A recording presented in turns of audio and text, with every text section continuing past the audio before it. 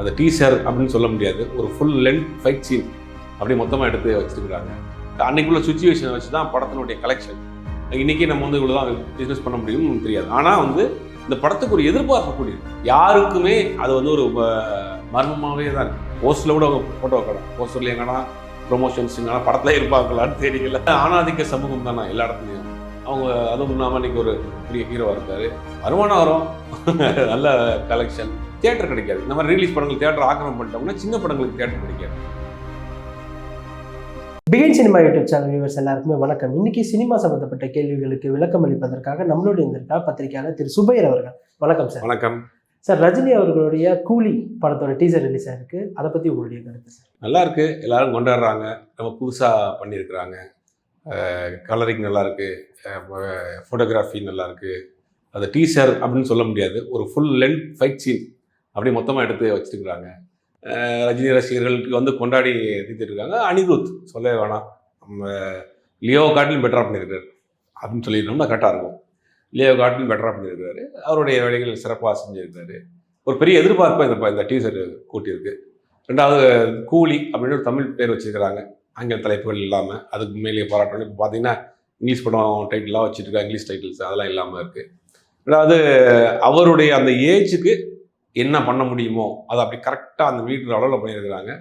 அது எல்லாமே புதுசாக இருக்குது. தங்கமாக செயின் தங்கமாக இருக்குது, வாட்ச் தங்கமாக இருக்குது, ஃபுல்லாகவே அந்த மாதிரியான ஒரு வித்தியாசமான ஒரு பேக்ட்ராப்பாக இருக்குது. ரொம்ப கலர் டோனிங் ரொம்ப எக்ஸலண்ட்டாக பண்ணியிருக்காங்க. அதாவது பிளாக் அண்ட் கோல்டு அப்படின்னு அதில் அவர் போட்டுருக்க அந்த ஃப்ரேம் முதற்கொண்டு கோல்டில் காமிச்சிருக்காங்க. ஓவராலாக அந்த படத்துக்கு ஒரு பெரிய ஒரு எக்ஸ்பெக்டேஷன் கிரியேட் பண்ணிடுச்சுன்னு தான் சொல்லலாம். First attempt. ஆனால் இதெல்லாம் படத்தில் இருக்குமா அப்படிங்கிறத நம்ம படம் பார்த்துட்டு தான் சொல்லலாம். Okay sir. எந்த மாதிரியான கதையாக இருக்கும்? ஏன்னா பொதுவாகவே லோகேஷ் கனகராஜ் வந்து இந்த ட்ரக்ஸு மாஃபியா இந்த மாதிரியான விஷயங்கள் தான் பண்ணுவோம். ஸோ இந்த டீசர் பார்த்த வரைக்கும் என்ன மாதிரியான கதை? இல்லை, இது கண்டிப்பாக வந்து ஒரு ஸ்மக்லிங் சம்மந்தப்பட்ட, கோல்டு ஸ்மக்லிங் சம்மந்தப்பட்ட கதை தான். அதில் இவர் கூலியாக நடிக்கிறாரா இல்லை ஒரு போலீஸ் ஆஃபீஸராக நடிக்கிறாரா, இவரே இன்னொரு கேங்கா அப்படிங்கிறதெல்லாம் இருக்குது. அதனால் இவரே இன்னொரு கேங்காக இருக்கிறதுக்கு கூட சான்சஸ் இருக்குது. ஏன்னா அப்படின்னா இவரும் அந்த கோல்டு சம்மந்தப்பட்டது தான் போட்டிருக்கிறாரு. அப்போ இன்னொரு கேங் அப்படிங்கிற மாதிரி இருக்கா, இல்லாட்டி அந்த மாதிரி இந்த கேங்கை பிடிக்கிறதுக்கு இவர் வந்து அந்த கூலியாக இது பண்ணிட்டு வர்றாரா அப்படிங்கிறதெல்லாம் இருக்குது. ஆனால் வந்து ஒரு ஆக்ஷன் படம், கண்டிப்பாக ஒரு ஆக்ஷன் படம். இதுக்கு பின்னாடி வந்து இந்த கோல்டு சம்மந்தப்பட்ட ஏதோ ஒரு விஷயம் கண்டிப்பாக படத்தில் இருக்குது. சார், லோகேஷ் கனகராஜ் அவர்களுக்கு ஒரு ஸ்டைல் இருக்குது, ரஜினி அவர்களுக்கு ஒரு ஸ்டைல் இருக்குது. இந்த கூலி படம் யாருடைய படமாக அமையும்? இது கண்டிப்பாக லோகேஷ் படமாக தான் இருக்கும். லோகேஷ் படம் ரஜினிக்கு ஏற்ற மாதிரி படமாக இருக்கும். லோகேஷ் யார் வச்சு படம் பண்ணுறாரோ அதுக்கு தகுந்த மாதிரி தன்னை கொஞ்சம் டியூன் பண்ணிக்குவார். விக்ரம் பார்த்தீங்கன்னா லோகேஷோடைய ஸ்டைலுக்கு அவரை கொண்டு வந்துட்டார். பார்த்தா அவரும் அதில் மேட்ச் ஆகிட்டார். இந்த படம் நம்ம டீசர் பார்க்குறப்பே தெரியுது, இது கண்டிப்பாக ரஜினி ரசிகர்களுக்கு எல்லா விதமான தேடிப்படக்கூடிய எல்லா அம்சமும் இந்த படத்தில் இருக்குது. அப்போ லோகேஷ் வந்து அந்த இடத்துக்கு போயிட்டார். அப்படி லோகேஷ் படம் ரஜினி பாயிண்ட் ஆஃப் வியூவில் இருக்கக்கூடிய ஒரு படமாக இருக்கும். அந்த மாதிரி தான் இருக்கும் இந்த படம். சார், இந்த படம் விக்ரமோட அதிகமான கலெக்ஷன் அடிக்கும் அப்படின்னு சொல்லி பேசிக்கிறாங்களே சார்? இல்லை, படம் வந்து நமக்கு எவ்வளோ விற்க போகுது, என்ன பண்ணுறாங்க அப்படிங்கிற மாதிரிலாம் நம்ம வந்து படம் ரிலீஸ் ஆன படம் தான் சொல்லலாம். அன்னைக்கு உள்ள சூழ்நிலை, இன்னைக்கு படம் ரிலீஸ் பண்ணுறாங்க, இதுக்கு முன்னாடி என்ன படம் வந்திருக்கு, பின்னாடி என்ன படம் வந்திருக்கு, அன்னைக்குள்ள சுச்சுவேஷனை வச்சு தான் படத்தினுடைய கலெக்ஷன். இன்றைக்கி நம்ம வந்து இவ்வளோ தான் பிஸ்னஸ் பண்ண முடியும்னு தெரியாது. ஆனால் வந்து இந்த படத்துக்கு ஒரு எதிர்பார்ப்பு கூடி இருக்குது. ஒரு விக்ரம் படத்தை அளவுக்கு ஒரு பிஸ்னஸ் போகும் அப்படிங்கிற ஒரு எதிர்பார்ப்பு வந்திருக்கு. சன் பிக்சர்ஸை பொறுத்த வரைக்கும் அவங்க அந்த மாதிரி பிஸ்னஸ் பண்ணிடுவாங்க. எந்தெந்த வழியில் கொண்டு போய் சேர்க்கணுமோ படத்தை கொண்டு போய் சேர்த்துருவாங்க. டீசர் ரிலீஸ் ஆனால் 1 ஹவர்லேயே எத்தனை மில்லியன் போச்சுன்னு தெரியும். அப்படிங்கும்போது இந்த படத்துக்கு ஒரு பெரிய ஒரு எதிர்பார்ப்பு இருக்குது. அந்த விக்ரமுடைய அந்த ரேஞ்சை இந்த படம் கண்டிப்பாக டச் பண்ணும். வேட்டையின் படத்தோட அப்டேட் என்ன? வேட்டையின் படம் ஆல்மோஸ்ட் முடிஞ்சது. ஒரே ஒரு ஷெட்யூல் மட்டும் பெண்டிங் இருக்குது, அதுக்காக பண்ணிட்டு இருக்காங்க. போஸ்ட் ப்ரொடக்ஷன் வேலைகளும் போயிட்டு இருக்கு. அந்த ஒரு ஷெட்யூல் முடிஞ்ச உடனே டேட் அனௌன்ஸ் பண்ணிடுவாங்க. அஜித்துடைய விடாமுயற்சி படத்தோட அப்டேட்ஸ் வந்து ஒரு நாளும் ஒரு மாதிரியான வந்துட்டு இருக்கு.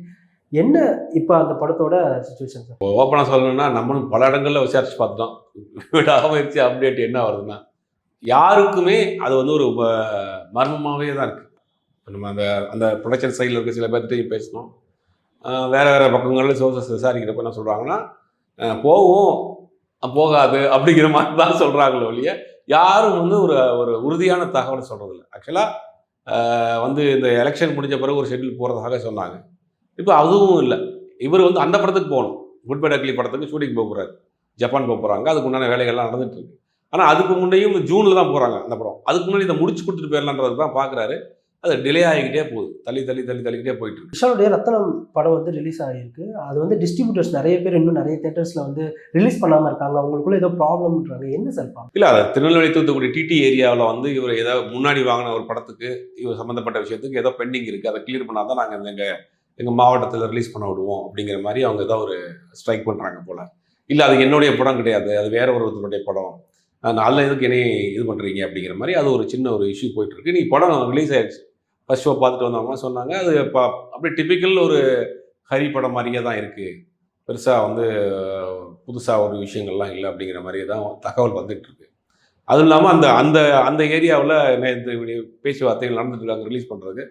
மேக்ஸிமம் அதை காம்ப்ரமைஸ் பண்ணி ரிலீஸ் பண்ணுறதுக்கு கொண்டு வந்துருவாங்க. அது விஷால் ஒரு ஆடியோ கூட ரிலீஸ் பண்ணியிருந்தாரு. நான் எங்கேயாவது ஏதாவது பத்திரத்தில் சைன் போட்டிருக்கேனா, என்னுடைய பணமா அது அப்படின்னு எப்பயாவது நீங்கள் பார்த்துருக்கீங்களான்னு ஒரு குற்றச்சாட்டை கூட வச்சிருக்காரு. இல்லை, சினிமாவை பொறுத்த வரைக்கும் இப்போ நீங்கள் ஒரு படத்தில் நடிக்கிறீங்க அப்படின்னா இதுக்கு முன்னாடி ஒரு படத்தில் நடிச்சிருப்பாங்க, உங்களுக்கு அந்த படத்துக்கு சம்மந்தம் கிடையாது. அந்த ப்ரொடியூசர் வாங்கின காசுக்கு உங்கள்ட்ட வந்து அந்த படத்தை ரிலீஸ் பண்ணக்கூடாதுன்னு கோர்ட்டுக்கு போய் நிற்பாங்க. இது வந்து ஒரு கடைசி நேரத்தில் கழுத்தில் துண்டு போட்டு இழுக்கிறது தான். இது வந்து சினிமாவில் இன்னைக்கு இல்லை, ரொம்ப காலங்காலமாக இந்த வேலை நடந்துகிட்டே இருக்கு. நீங்கள் கடன் வாங்கினதே உங்களுக்கே தெரியாது. உங்கள் வச்சு முன்னாடி படம் எடுத்திருப்பார்ல, அந்த தயாரிப்பாளர் வாங்கியிருப்பார். இப்போ இவர் வச்சு தான் நாங்கள் நம்பி படம் கொடுத்தோம், இவர் எங்களுக்கு செட்டில் பண்ண சொல்லுங்கள்.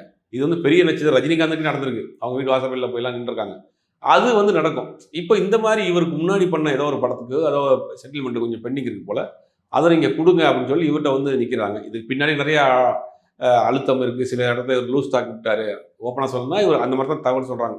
இவர் வந்து இதை சுமூகமாக பேசி முடிச்சிருக்கலாம், இவர் மீடியேட்டரோ மேனேஜர்ஸோ வச்சு பேசியிருக்கலாம். இவர் டேரெக்டாக அந்த அவங்கள்ட்ட பேசிட்டு நான் வந்து நடிகர் சங்கத்தினுடைய செயலாளர் அப்படின்ற மாதிரி சில வார்த்தைகள் விட்டுட்டாரு. அதுக்கு அவங்க கொஞ்சம் டெம்ப்ட் ஆகிட்டாங்க. சில விஷயங்கள் இவரே டைரெக்டாக ஹேண்டில் பண்ணுறது தான் சிக்கலாக இருக்குது அப்படிங்கிற மாதிரியெல்லாம் சொல்கிறாங்க, தகவல் வந்துட்டு இருக்கு. ஆனால் பேசி முடிச்சிருவாங்க, பேசி முடிச்சுட்டு ரிலீஸ் பண்ணுறதுக்கு தயாராக இருப்பாங்க. ரத்னம் படம் ப்ரொமோஷனுக்கு வந்து பிரியா பவானி சங்கர் எந்த இதுக்குமே வரல சார். ஏன்னா அவங்க ஒரு ஹீரோயின் இல்லாமல் ப்ரொமோஷன் பண்ணுறாங்களே, ஏன் சார்? அது ஏதோ ஒரு அவங்களுக்குள்ள ஒரு சின்ன ஒரு இது சென்டிமெண்ட் பார்க்குறாங்களாம். அதாவது பவானி சங்கர் வந்து அவங்க நடிச்சிருந்த படம் முன்னாடி ப்ரீவியஸ் படங்கள்லாம் ஓடலை, அதனால் திரும்பி அவங்கள வந்து அப்படின்னு ஓடலைன்னா அவங்கள ஏன் கமிட் பண்ணாங்கன்னு தெரியல. ஓடலைன்னு தெரியும், யானையும் பண்ணியிருக்காங்க, அதே டேரக்டர் திருப்பியும் கமிட் பண்ணியிருக்காங்க, அந்த படமும் பெருசாக போகல. அப்படிக்கும் போது ஏன் பண்ணியிருக்காங்கன்னு தெரியல.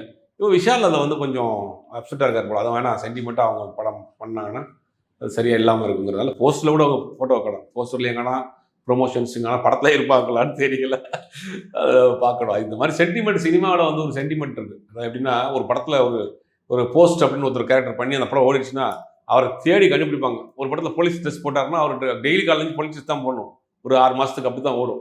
அந்த மாதிரி சென்டிமெண்ட் தான். 2 படம் ஓடலைன்னா இந்த படம் ஓடிச்சுன்னு பண்ணுவாங்க, அடுத்து இவங்களை பின்னாடி போவாங்க. அந்த மாதிரி ஒரு சில்லி சென்டிமெண்ட்டுக்காக அவங்கள ஏதோ அவாய்ட் பண்ணுறாங்க போல். அது படம் வெற்றி தான் தீர்மானிக்கும். அப்படி பார்த்தீங்கன்னா விஷால் அவர்கள் இதற்கு முன்னாடி நடித்த எந்த படமுமே ஓடலையாப்பா? அவரும் இந்த மாதிரி எந்த விஷயத்துலையுமே கலந்துக்கூடாது சார். அவர் அப்படின்னா அவரை வச்சு படமே பண்ணிடக்கூடாது. சென்டிமெண்ட் பார்த்துட்டாங்கன்னா படம் பண்ணிடக்கூடாது. அது என்னென்னா ஆணாதிக்க சமூகம் தானே எல்லா இடத்துலையும். அவங்க அதுவும் இல்லாமல் இன்றைக்கி ஒரு பெரிய ஹீரோவாக இருக்கார், நடிகர் சங்கத்தில் பொறுப்பாளராக இருக்கார். அப்படிங்கும்போது அவர் சொல்கிறத அவங்க கேட்டுத்தானே ஆகணும். சிவகார்த்திகேயன் இப்போ என்ன பண்ணிட்டு இருக்காரு? சிவகார்த்திகேயன் ஏஆர் முருகதாஸ் படத்தில் ஃபுல் ஃப்ளெக்ஸாக நடிச்சிட்டு இருக்காரு. அது அநேகமாக இன்னொரு 15 நாளுக்குள்ளே முடிஞ்சிடும். முடிச்சுட்டு அமரன் படத்துக்கு போகிறார். முதலில் இந்த படத்தை பூசணிக்காய் உடைச்சிருவாங்க ஏஆர் முருகதாஸ். அவரை முடிச்சுட்டு ஒரு ஹிந்தி படம் போகிறார். அதுக்கு பிறகு தான் அந்த அமரனுடைய பெண்டிங் ஒர்க் பண்ண போகிறாங்க. ஓகே, தனுஷ் அவர்களுடைய ராயன் படம் இப்போ எந்த நிலைமையில் இருக்குது? ராயன் படம் போஸ்ட் ப்ரொடக்ஷன் முடிஞ்சு அது ரிலீஸுக்கு தயாராக இருக்குது. அநேகமாக இந்த வாரத்துலேருந்து அவங்க ப்ரொமோஷன் இறங்குவாங்க கண்டிப்பாக. அவங்க கம்பெனி தான் டேட் சொல்லணும், ஒன்றும் ஃபிக்ஸ் பண்ணாமல். எல்லாருக்குமே தெரியும் கில்லி ரிலீஸ் ஆகிருக்கு. ஸோ நிறைய இடத்துல டிக்கெட்ஸே கிடைக்காத அளவுக்கு ஓடிட்டுருக்கு. அந்த படத்தோட கலெக்ஷன் எவ்வளோ சார்? இப்போ வரைக்கும் 10 கோடிங்கிறாங்க. இப்போ வரைக்கும் 10 கோடி. அது போக போக கூடும். எனக்கு என்னுடைய கணிப்பு வந்தால் கிட்டத்தட்ட ஒரு 20-30 கோடிக்கு மேலே அது படம் கலெக்ஷனாக இருக்குது, வாய்ப்பு இருக்குது. ஒரு என்னென்னா எல்லா இடத்துலையுமே ஃபுல்லாக இருக்குது. நாட் ஒன்லி சென்னை, எல்லா இடத்துலையும் பக்கம் ஃபுல்லாக போயிட்டுருக்கு. தேட்டரில் பெரிய வைப்பாக இருக்குது. டான்ஸ் ஆடி வீடியோ போட்டுறாங்க. அதை வாங்கின சக்தி ஃபிலிம் ஃபேக்டரி வந்து அடுத்த படம் பண்ணுங்கன்னு கூடலாம் கோரிக்கை வச்சுருக்காங்க. எனக்கு தெரிஞ்சு அடுத்த படங்கள் இந்த இதை பார்த்துட்டு பண்ணுவார்னு நினைக்கிறேன். கடைசி படங்கள்னு சொல்லிட்டு இருக்காரு அடுத்த படம். அது இல்லாமல் 1-2 படங்கள் பண்ணுறது கூட வாய்ப்பு இருக்குது. ஏன்னா இந்த இதை பார்க்குறாரு இல்லையா அந்த க்ரௌடை. சார் அதே மாதிரி இந்தியன் 2வும் ஒரே ரிலீஸ் பண்ணுறதா சொல்லிட்டு இருக்காங்களே சார்? இல்லை, எல்லாமே பண்ணுவாங்க. நீ ஒரு கண் முன்னாடி பெட்டியில் கிடந்தது காசு வருது இல்லையா, எல்லாம் எடுத்து பண்ணுவாங்க. இந்தியன் 2 ரிலீஸ் ஆகிறதுக்கு ஒரு மாதத்துக்கு முன்னாடி இந்த பார்த்து அந்த லீட் அந்த படத்தை எடுத்துங்க அப்படிங்கிற மாதிரி பண்ண போகிறாங்க. மங்காத்தா பண்ண போகிறாங்க. அந்த மாதிரி நிறைய படங்கள் சொல்கிறாங்க. இருக்கிற பழைய படங்கள்லாம் எடுத்து ரிலீஸ் பண்ணுறதுக்காக ட்ரை பண்ணிட்டு இருக்காங்க. மங்காத்தா ரிலீஸ் ஆனால் இந்த அளவுக்கு ஓரளவுக்கு ஓப்பனிங் இருக்கும். ஏன்னா மங்காத்தாவுக்கு ஒரு பெரிய ஒரு கிரேஸ் இருக்குது, அது இந்த ஓப்பனிங் இருக்கும். இந்த மாதிரி பழைய படங்களை திரும்ப ரிலீஸ் பண்ணுறதுனால யாருக்கு லாபம் இருக்கும் சார்? வருமானம் வரும், நல்ல கலெக்ஷன். அது எப்படி டிஸ்ட்ரிபியூட்டருக்கு எத்தனை வருஷத்துக்கு கொடுத்துருக்காங்கன்னு தெரியல. படம் சில படம் 5 வருஷத்துக்கு கொடுத்துருப்பாங்க, சில படம் லைஃப் லாங் கொடுத்துருப்பாங்க, சில படங்கள் வந்து அந்தந்த ஒரு ஷோ கொடுத்துருப்பாங்க. அது மாதிரி இந்த தயாரிப்பாளர் அந்த படத்தை எப்படி விற்றுருக்கிறாருன்னு தெரியல. இப்போ படம் தயாரிப்பாளருக்கே போதா, இல்லை அதை வாங்கி ரிலீஸ் பண்ணக்கூடிய டிஸ்ட்ரிபியூட்டர் போதாங்கன்னு தெரியல. இது வந்து எதிர்பார்க்காத ஒரு சர்ப்ரைஸ் மணி தானே அது. இந்த படம்லாம் திருப்பி இப்படி 10 கோடி 20 கோடி கலெக்ஷன் ஆகுமான்னு அந்த தயாரிப்பாளரே நினச்சிருக்க மாட்டார். அப்படிங்கும் சர்ப்ரைஸ் மணி. இந்த மாதிரி படங்கள் பண்ண எல்லாருமே இப்போ ரிலீஸ்க்கு தயாராகிட்டாங்க. படம் ஓடுமா, இருக்கிறத ஒரு 2 பிரிண்ட் போட்டு விடுவோம், 2 ஷோ பார்ப்போம், ஓடிச்சுன்னா போட்டுக்கலாம் அப்படிங்கிற மாதிரி இருக்காங்க.